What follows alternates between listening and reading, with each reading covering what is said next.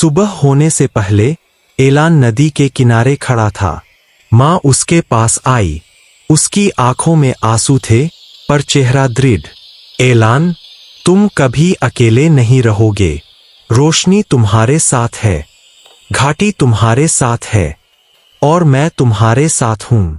माँ ने उसे एक छोटा लकड़ी का डिब्बा दिया। यह तुम्हारे पिता की निशानी है। जब समय आएगा, इसे खोलना। एलान ने डिब्बा सुरक्षित रख लिया। नुराई पानी से ऊपर उठी। पानी चमकने लगा। हवा तेज हुई।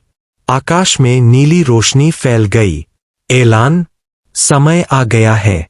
एलान ने आखिरी बार अपनी घाटी को देखा।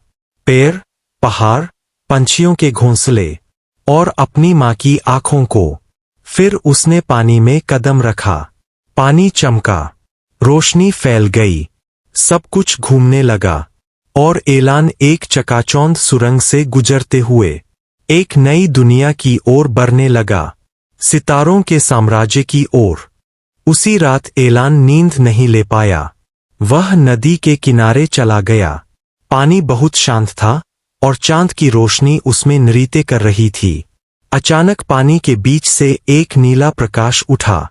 एलान घबरा गया। फिर एक मुलायम, शांत आवाज आई, एलान, डर मत। तुम कौन हो? पानी उठकर एक आकृति में बदलने लगा। एक सुंदर, पारदर्शी स्त्री की आकृति, जिसके पूरे शरीर में जल जैसी चमक थी। मैं नुराई हूं, इस घाटी की आत्मा, इसका रक्षक। एलान अचंभित था। तुम मेरे सामने क्यों प्रकट हुई हो? नुराई ने कोमल आवाज में कहा, क्योंकि तुम्हारा सफर अब अकेले शुरू नहीं हो सकता। तुम्हारे मन में कई प्रश्न हैं, और कुछ उत्तर तुम्हें अभी जानने चाहिए। एलान पास आकर बोला, क्या सितारों का साम्राज्य सच में है? नुराई मुस्कुराई, हाँ एलान, यह संसार के पार एक और दुनिया है, जहां समय, उम्र, जीवन सब अलग है। और मुझे वहां क्यों जाना पड़ेगा? क्योंकि अंधकार का राजा फिर से शक्तिशाली हो रहा है। सितारों का साम्राज्य कमजोर हो रहा है, और तुम दोनों दुनियाओं के बीच का सेतु हो। एलान स्तब्ध था। नुराई ने उसका हाथ छुआ। उसका हाथ नीली रोशनी से चमक उठा। तुम दरवाजा हो, एलान। तुम्हारा सफर दुनिया बदल देगा। एक रात, जब आसमान के हर तारे की चमक पहले से ज्यादा तेज थी, अचानक एक नीली रोशनी आकाश को चीरती हुई घाटी में उतरी।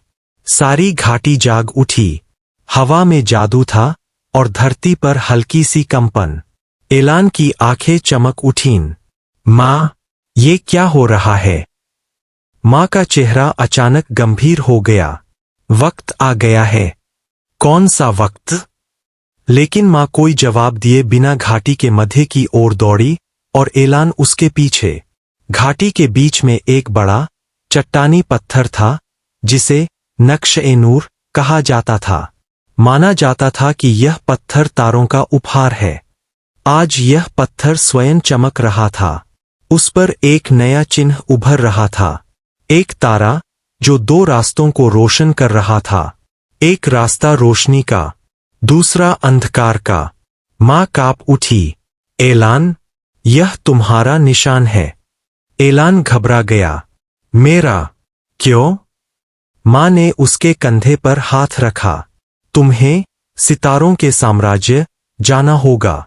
केवल तुम ही इन दोनों रास्तों में से एक को चुन सकते हो। यह चुनाव दुनिया को बचाएगा या नष्ट करेगा। एलान का दिल धड़कने लगा। लेकिन मैं तो बस एक साधारण लड़का हूं। माँ ने कहा, नहीं, तुम चुने गए हो, एलान। तुम्हारी आंखों का यह प्रकाश, यह इंसानी नहीं, यह आकाश का संकेत है। हिमालय की गहराइयों में एक घाटी थी, रोशनी की घाटी। यह घाटी दुनिया से अलग, बेहद खूबसूरत और रहस्यमयी थी। यहाँ कोई बड़े शहर नहीं थे, न ही भीड़भाड़, न युद्ध का डर। बस ऊंचे पहाड़, कलकल बहते झरने, हवा में फूलों की महक और शांति के हजार रंग। रात के समय इस घाटी में एक अनोखी चमक उतरती थी। लोग कहते थे, यहाँ तारों की परछाइयाँ उतरती है। उन्हीं सितारों की रोशनी में एक लड़का बड़ा हो रहा था, एलान। एलान 17 साल का था। उसकी आंखें नीली, गहरी और चमकीली थीं, जैसे उनमें किसी दूसरे संसार की रोशनी छिपी हो। उसका स्वभाव शांत, दिल साफ और मन सवालों से भरा हुआ। घाटी के दूसरे लड़के खेलते कूदते रहते, पर एलान रातों को आसमान देखता, सितारों को पढ़ता और सोचता, इन रोशनी की राहों के पीछे क्या है? उसकी माँ हमेशा उसकी बातें मुस्कान के साथ सुनती। एक दिन तुम सब समझ जाओगे, एलान, वह कहती।